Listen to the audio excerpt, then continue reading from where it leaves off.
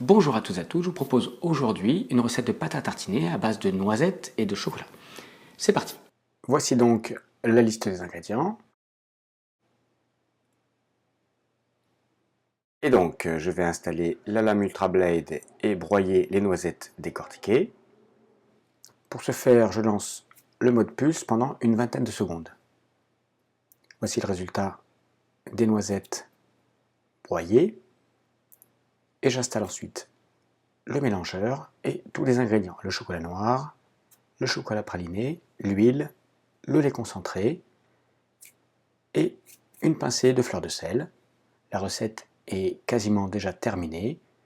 Je lance vitesse 4, 60 degrés pendant 4 minutes pour faire fondre le chocolat et faire un premier mélange.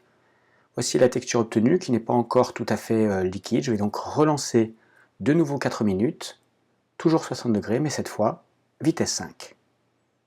C'est une recette très rapide et facile à faire.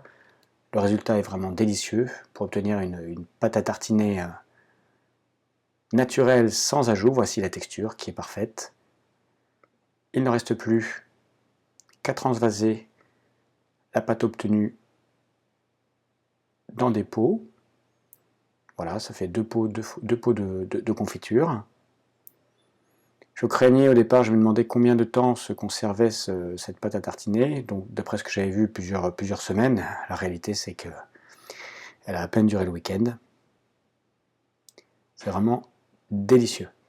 Voici la texture obtenue. Elle reste, elle durcit un petit peu en refroidissant, enfin en restant à température ambiante. Je la conserve à température ambiante. Elle durcit un petit peu, mais elle reste tout à fait souple et facile à appliquer. Durcir, mais pas trop dur.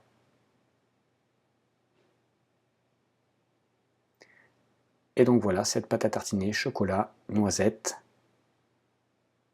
à déguster avec modération, pour peu que ce soit possible. Voilà, cette recette est terminée, j'espère qu'elle vous a plu. Vous pouvez retrouver toutes les recettes sur le site recettescompagnon.fr. N'hésitez pas à laisser un petit pouce bleu, ça fait toujours très plaisir. Et surtout, n'oubliez pas de vous abonner.